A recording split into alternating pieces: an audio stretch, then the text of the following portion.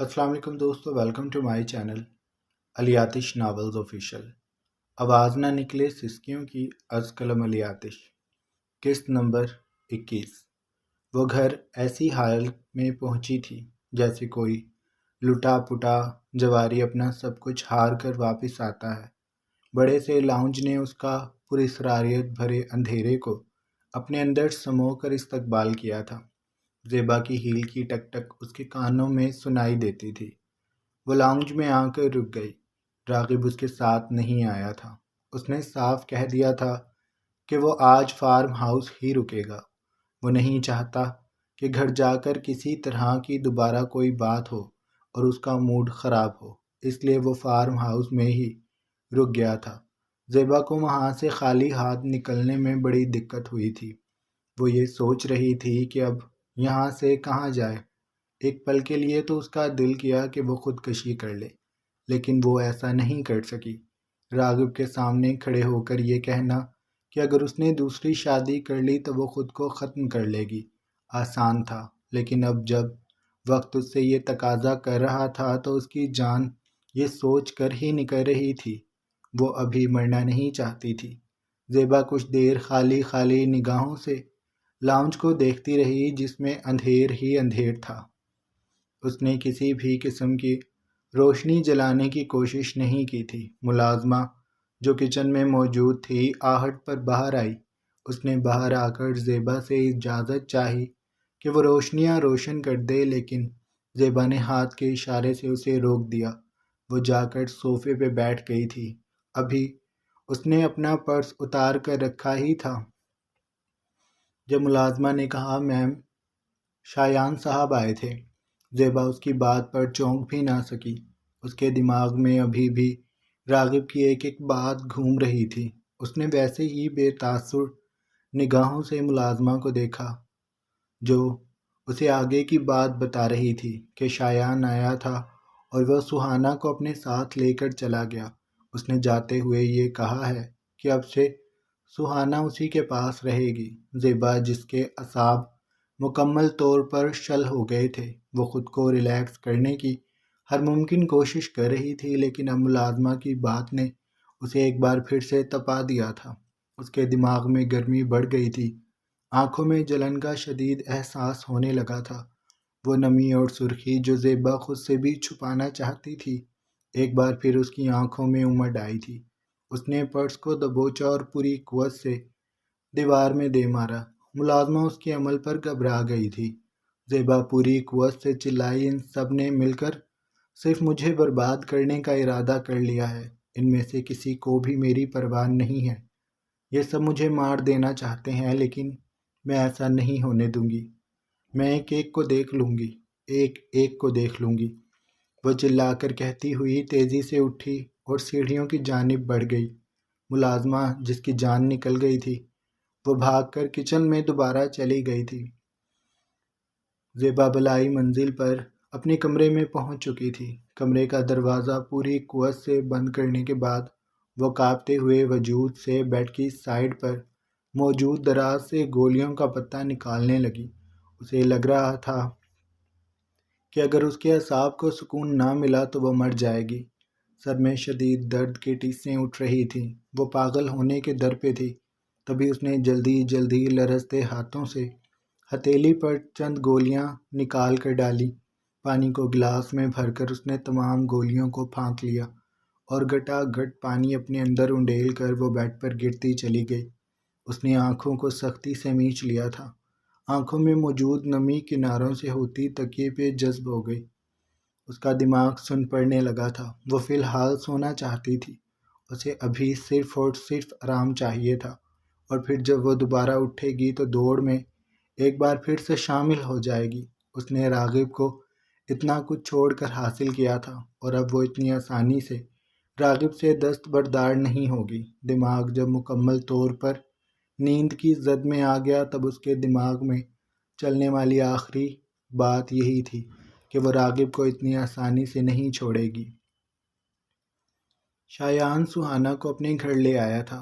اس نے بنگلے میں سب سے خوبصورت کمرہ سہانا کے لیے پہلے ہی ڈیکوریٹ کروایا ہوا تھا۔ شاید وہ یہ بات جانتا تھا کہ سہانا اس گھر میں زیادہ دن اکیلے نہیں گزار سکے گی، اس لیے وہ پہلے سے ہی مکمل تیاری کیے ہوئے تھا۔ سہانا کا کمرہ نیچے موجود تھا۔ وہ اب اسے کمرے میں لا کر بے حد خوشی سے کہہ رہا تھا، میں جانتا تھا تم ایک دن یہاں پر آؤ گی ہی، اس لیے دیکھو میں نے تمہارے لیے پہلے ہی کمرہ سیٹ کروا لیا تھا۔ میرے بچے کا فیوریٹ کلر اور فیوریٹ کارٹون کریکٹر والا کمرہ۔ دیواروں پر بڑی بڑی باربیز بنی ہوئی تھی۔ سہانا ایک باربی فین تھی اور شایان نے اس کا کمرہ اسی طرز سے سیٹ کروایا تھا۔ سہانا ایک پل کے لیے مبہوت سی ہو کر کمرے کو دیکھنے لگی، پھر وہ آہستگی سے شایان کی طرف پلٹی جس کے ہاتھ میں اس کا بیگ تھا۔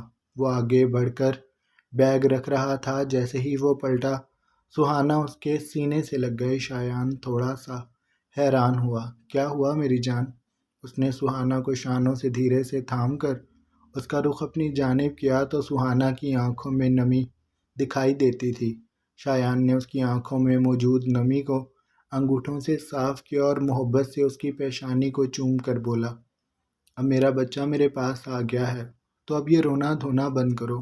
بھائی تمہارے لیے ہمیشہ یہیں پر ہیں، تمہیں کبھی بھی اکیلا نہیں ہونے دیں گے۔ تم دیکھنا یہاں پر بہت خوش رہو گی۔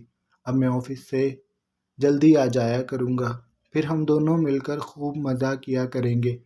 وہ لاڈ سے اس کے دونوں گالوں کو چومتا اس سے دور ہوا اور پھر افسوس چہرے پر سجا کر بولا، پر میری جان آج بھائی کو تھوڑا سا کام ہے، آفس میں بھائی نے ابھی جانا ہے۔ بھائی تھوڑی دیر میں آ جائیں گے اپنے بیٹے کے پاس۔ اس نے سہانا کا گال تھپکا تو سہانا نے اس کا ہاتھ تھام لیا اور سر ہلاتے ہوئے بولی، بھائی آپ اپنا کام کر لیں، میں بھی تھوڑا سا آرام کرنا چاہتی ہوں۔ شایان نے اس کی بات پر سر کو جنبش دی۔ ایک بار پھر اس کے ماتھے کو چوم کر وہ کمرے سے نکل گیا تھا۔ اس کے کمرے سے جانے کے بعد سہانا نے ایک محتاط نگاہ کمرے کی طرف ڈالی، پھر اس نے آگے بڑھ کر کمرے کا دروازہ بند کیا اور اپنا موبائل سامنے کر کے اس نے اپنے ڈیڈ کو کال کی تھی۔ وہ بیڈ پر بیٹھ کر انہیں آج کے دن کے بارے میں بتانے لگی تھی۔ شایان صرف اتنا جانتا تھا کہ سہانا ڈیڈ سے بات کرتی ہے، پر وہ اس بات سے انجان تھا کہ سہانا انہیں پورے دن کی روٹین تک بتاتی ہے۔ وہ اپنے ڈیڈ سے دن بدن اٹیچ ہوتی جا رہی تھی۔ وہ تیز تیز قدم اٹھاتا روشن راہداری سے گزر رہا تھا، تبھی وہ ٹھٹک کر رکا۔ اس نے سامنے خالی ڈائس کو دیکھا تو ادھر ادھر نظر دوڑانے لگا۔ تبھی وہاں سے ایک ویٹریس چائنیز ڈپارٹ سے نکل رہی تھی۔ شایان نے اسے آواز دے کر روکا، سنو یہ ڈائس کیوں خالی ہے؟ اس کی بات پر لڑکی نے رک کر پہلے ڈائس اور پھر اس کے نیچے چھپی نمل کو دیکھا۔ نمل نے جلدی سے اپنے ہونٹوں پر انگلی رکھ کر اسے منت سے کہا کہ وہ چپ رہے، کوئی بھی بہانہ کر دے۔ تو لڑکی سوکھتے گلے سے تھوک نگل کے شایان کو دیکھ کر جواب دینے لگی، سر وہ لڑکی واش روم میں گئی ہے، مجھے بتا کر گئی تھی، میں آرڈر دینے چلی گئی تھی اس وجہ سے، ورنہ میں ادھر ہی موجود تھی۔ شایان نے سر کو جنبش دی اور کیبن میں چلا گیا۔ اس کے جانے کے بعد نمل جلدی سے ڈائس کے نیچے سے نکلی اور لڑکی اس کے پاس آ گئی، تم کیا کرتی رہتی ہو؟ کسی دن تم بھی نوکری سے نکلو گی اور میں بھی۔ نمل نے اس کو تشکر آمیز نگاہوں سے دیکھتے ہوئے کہا، تمہارا بہت شکریہ، تم نے میری جان بچا لی۔ لڑکی نے ہاتھ جلایا، اس کی آنکھوں میں صاف ناراضی تھی۔ دیکھو نمل، تمہارے سر کے ساتھ جو بھی مسائل ہیں انہیں فوری حل کر لو۔ یہ ہر روز کی لکا چھپی کب تک کھیلتی رہو گی؟ جس دن سر نے تمہیں یہ کرتے دیکھ لیا، کچھ باتوں کا تو پتہ نہیں، لیکن اب کی بار سر تمہیں ضرور نوکری سے نکال دیں گے۔ ابھی تو تمہیں کسی گیسٹ نے یہ سب کرتے نہیں دیکھا، ورنہ یہ بات آگے تک جائے گی۔ یہ تمہاری خوش قسمتی ہے کہ تم ابھی تک بچی ہوئی ہو۔ نمل یہ سب کچھ جانتی تھی۔ اس نے دھیرے سے سر کو اس بات میں ہلا دیا، میں اگلی بار دھیان رکھوں گی۔ ویٹریس وہاں سے چلی گئی تو نمل سوچنے لگی، نہ جانے اب کیوں شایان یونیورسٹی نہیں آتا۔ وہ خصوصی اسے ڈھونڈنے کے لیے بھی نکلتی ہے، لیکن پھر بھی اسے شایان کہیں بھی دکھائی نہیں دیتا۔ وہ اپنی تمام غلطیوں کی اور باتوں کی معافی مانگنا چاہتی تھی، لیکن شایان ہے کہ اسے یونیورسٹی میں ملتا ہی نہیں۔ نمل بیچاری کو یہ بات کون بتائے کہ شایان یونیورسٹی چھوڑ چکا ہے۔ اب اگر اسے شایان سے ملنا ہوگا تو ادھر ہی ملنا ہوگا، اور ان کی اگلی ملاقات بے حد بھیانک ہوگی۔ کمرے میں موجود ٹیبل پر زرد لیمپ روشن تھا جس سے نیم اندھیرا پھیلا ہوا تھا۔ سامنے روزی پاور چیئر پر بیٹھی زیبا کو افسوس آنکھوں میں سموئے دیکھ رہی تھی۔ زیبا کا چہرہ جھکا ہوا تھا، آنکھوں میں نمی تیر رہی تھی۔ وہ لرزتی آواز سے روزی کو بتا رہی تھی کہ راغب نے اسے دھوکہ دے ہی دیا، وہ دوسری شادی کر چکا ہے اور زیبا کچھ بھی نہیں کر سکی۔ وہ کہتا ہے کہ اگر اب زیبا نے اسے آواز اونچی کر کے بات کی تو وہ زیبا کو چھوڑ دے گا۔ زیبا یہ تمام باتیں اسے خاصی رد و بدل سے بتا رہی تھی۔ اس نے اپنی طرف کی ہر بات کو کم سے کم کر کے پیش کیا تھا، لیکن وہ یہ بتانا نہیں بھولی تھی کہ راغب نے اس کا گلا دبانے کی کوشش کی ہے۔ وہ اسے گھسیٹ کر دیوار کے ساتھ لگا کر بے حد بے رحمی کا مظاہرہ کر رہا تھا۔ زیبا اسے گلوگیر آواز سے اپنی بے بسی کی داستان سنا رہی تھی۔ وہ قیامت بتا رہی تھی جو رات ہی اس پر ٹوٹی تھی۔ زیبا، میں نے تمہیں کہا تھا کہ تم راغب پر اتنا اعتبار، اس سے اتنی محبت نہ کرو، وہ ایک دن تمہیں دھوکہ ضرور دے گا۔ میں تبھی کہتی تھی کہ تم اس کی شادی کروا دو۔ اگر تم اس کی شادی کروا دیتی تو اس کا رویہ آج تمہارے ساتھ اس طرح کا نہ ہوتا، وہ تمہارا ہمیشہ شکر گزار رہتا۔ لیکن تم نے غلطی کی، تم نے اس کی شادی نہیں کروائی، اور اب دیکھو اس نے خود ہی کر لی۔ لیکن اب تم سمجھداری سے کام لینا۔ اگر تم راغب کے ساتھ ہی رہنا چاہتی ہو تو اس کے سامنے زیادہ بولنا مت، اس کی خوشی میں خوش رہنے کی کوشش کرو۔ اس نے کہا ہے نا کہ اب وہ صرف اس کے ساتھ اچھا رہے گا جو اس کے ساتھ اچھائی کرے گا۔ تو زیبا، میری بات مان لو، تم اب راغب کے ساتھ صرف اور صرف اچھائی کرنا، اس پر یہ بات ثابت کر دینا کہ تم صرف اس کی وفادار ہو۔ روزی اپنے پورے دل سے زیبا کو سمجھا رہی تھی۔ وہ چاہتی تھی کہ راغب اور اس کے درمیان سب کچھ ٹھیک ہو جائے۔ عمر کے اس حصے میں ہم سفر کا چھوڑ دینا کوئی اچھی بات تو نہیں ہے۔ زیبا کی آنکھوں میں راغب کے لیے جو محبت روزی دیکھ رہی تھی وہ روزی کو خود کو تکلیف پہنچا رہی تھی۔ وہ چاہتی تھی کہ زیبا خوش رہے، اس لیے وہ اسے سمجھانے کی ہر ممکن کوشش کر رہی تھی کہ زیبا راغب کو عزت دے، اس کی خوشیوں میں خوش رہے۔ لیکن زیبا کا دماغ اس کی ایک ہی بات پر اٹک گیا تھا کہ زیبا کو اب سمجھداری سے کام لینا ہے۔ زیبا نے چہرہ اٹھا کر روزی کو دیکھا۔ وہ بولے چلی جا رہی تھی، لیکن زیبا کے کانوں میں اس کی آواز نہیں آ رہی تھی۔ نیم اندھیر کمرہ، سامنے بیٹھی روزی اور کمرے کے باہر موجود مکمل شہر جیسے خاموش ہو گیا تھا، اور زیبا کے دماغ میں آگے کی پلاننگ چلنے لگی تھی۔ اسے اب بس سمجھداری سے کام لینا ہے۔ راغب 2 دن کے لیے شہر سے باہر جا رہا تھا، اور جانے سے پہلے وہ ایک بار ردھم سے ملنا چاہتا تھا۔ اس لیے اس نے آج ردھم کو آفس سے فارغ ہوتے ہی میسج کیا تھا۔ ردھم اس سے ملنے کے لیے انکار کرنے کا سوچ بھی نہیں سکتی تھی۔ وہ اسے خود پک کرنے گیا تھا۔ سڑک کے نکڑ پر پہنچ کر اس نے ردھم کے نمبر پر میسج کیا تو کچھ دیر بعد سامنے سے ردھم اسے آتی ہوئی دکھائی دی۔ اس کے عقب میں سورج تھا جس کی تپش اب ماند پڑ رہی تھی۔ کراچی شہر پہ آہستہ آہستہ سورج سمٹ رہا تھا۔ ماحول آج خوشگوار تھا۔ آسمان پہ کہیں کہیں بادل چھائے ہوئے تھے، اور سورج ان ریت جیسے بادلوں میں چھپتا تو کبھی دکھائی دیتا۔ اس وقت ردھم کے چہرے پر زمانوں کی خوشی تھی۔ جب وہ راغب کے سامنے آئی تو گاڑی کے شیشے سے جھانک کر بولی، آ گئے آپ؟ اس کے لہجے میں بھی ویسی ہی خوشی موجود تھی جیسی اس کی آنکھوں میں تھی۔ راغب نے دھیرے سے سر کو ہلا کر مسکرا کر کہا، اور پھر گاڑی کا دروازہ اس کے لیے کھول دیا۔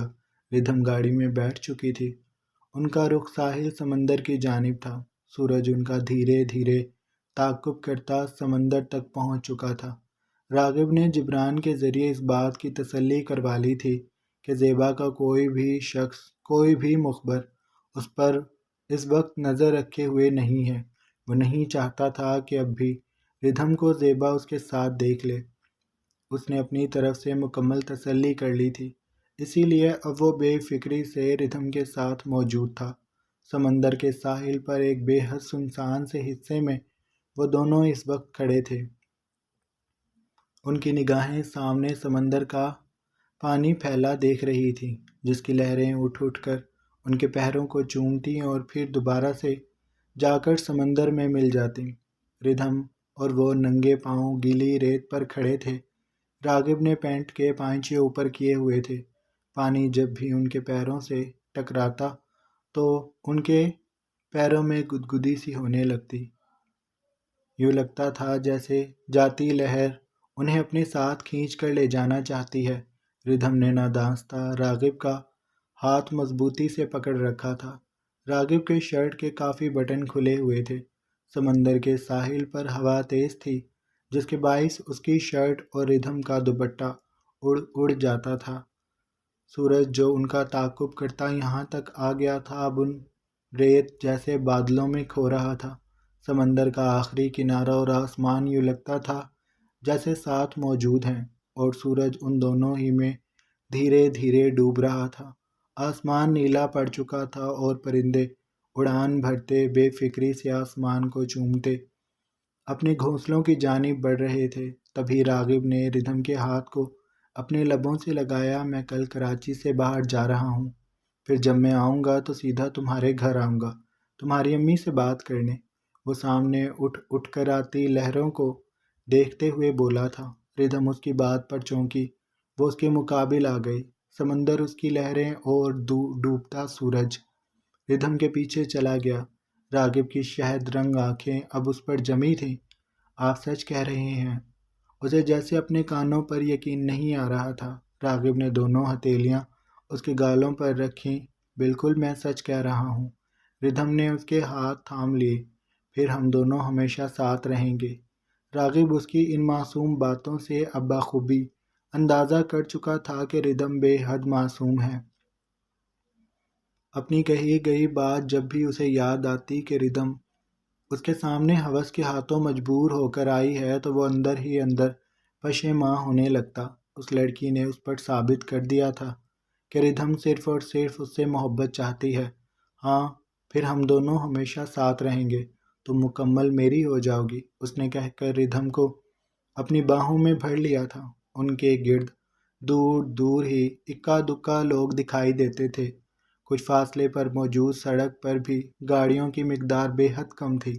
کبھی کبھی کوئی گاڑی گزر رہی تھی، اس لیے وہ دونوں بے فکری سے ایک دوسرے میں کھوئے ہوئے تھے۔ پھر راغب نے اپنی پینٹ کی جیب میں ہاتھ ڈالا اور وہاں سے ATM کارڈ نکال کر ردھم کے سامنے کیا۔ اب یہ رکھ لو، یہ تمہارے نام کے اکاؤنٹ کا ATM کارڈ ہے، تم نے جو بھی خریدنا ہو اس سے خرید لیا کرنا۔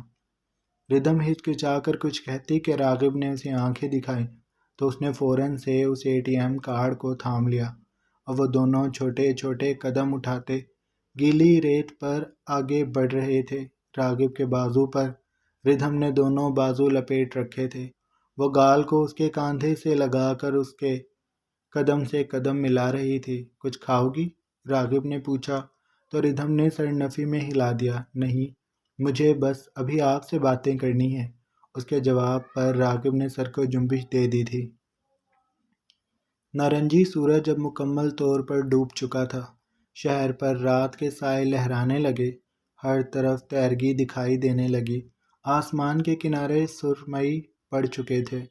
مغرب کی مدھم مدھم آوازیں راغب کے کانوں میں سنائی دینے لگی تھی۔ اسے احساس ہوا کہ اب ردھم کو اس کے گھر چھوڑ دینا چاہیے، کیونکہ بار بار یوں رات گئے تک ملتے رہنا ردھم کے لیے اچھا نہیں ہوگا۔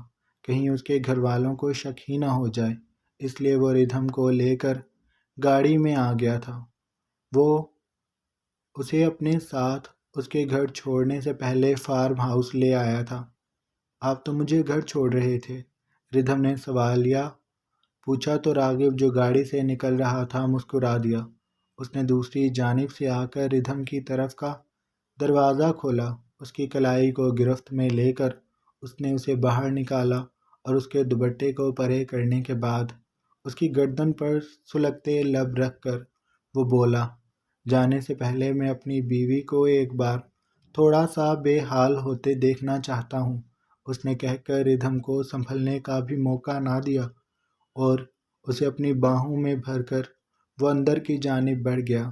لاؤنج ویران پڑا تھا، لیکن اب اس میں خمار کا دھواں پھیلنے لگا تھا۔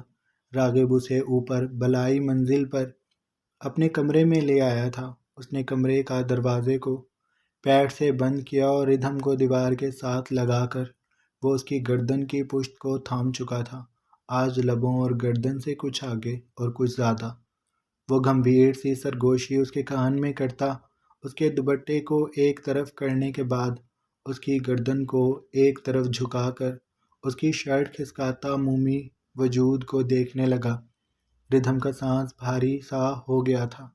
راغب اپنے لبوں کا کھیل شروع کر چکا تھا۔ ردھم کی سانسوں کا شور ہر طرف پھیلنے لگا۔ آنکھیں خمار سے بے حد چھوٹی چھوٹی ہو گئیں، ان کے گوشے بھیگ گئے۔ راغب اس کے سامنے ایک دم سے گھٹنوں کے بل بیٹھا، اس کی شرٹ کو پرے کرتا وہ اس کی بالش بھر کمر کے سامنے موجود بھنور پر اپنی سلگتی مہریں لگاتا۔ جب دل کے مقام کو عیاں کرنے لگا تو ردھم نے اس کی کلائی تھام لی۔ پلیز، وہ اتنا ہی کہہ سکی۔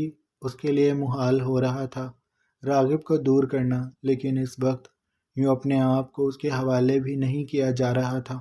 مجھے مت روکو، صرف اپنے لبوں سے ان دھڑکنوں کو چھونا چاہتا ہوں، ان کی آواز آج میں اپنے لبوں سے سننا چاہتا ہوں۔ وہ اس کے سامنے کھڑا ہوا اور اس کی دونوں کلائیوں کو تھام کر اس نے اوپر کیا اور جھک کر وہ اس کے رقص کرتے وجود کو دیکھنے لگا، جو بھاری سانسوں کے باعث عجیب سا رقص کر رہے تھے۔ راغب نے اپنے گلے کو سوختہ محسوس کیا۔ ردھم کے جوان نشیب کو دیکھ کر اس کا دماغ کام کرنا چھوڑ چکا تھا۔ وہ شدت سے اپنا چہرہ ان میں چھپاتا انہیں سہلانے لگا تھا، پھر وہ رکا نہیں تھا، انہیں اپنی محبت سے بے حال کرتا۔ وہ خود سے قابو کھو رہا تھا۔ بڑی دقت سے اس نے خود کو سنبھالا تھا اور پھر اس نے مدھم مدھم سانسیں لیتی نڈھال پڑتی ردھم کو اپنی باہوں میں بھر لیا۔ میں خود کو بڑی مشکل سے سنبھال رہا ہوں، تم بس ایک بار میرے پاس آ جاؤ، میں تمہیں اتنی محبت دوں گا کہ تم سوچ بھی نہیں پاؤ گی۔ وہ اسے اپنے سینے میں بھینچ کر شدت سے کہہ رہا تھا۔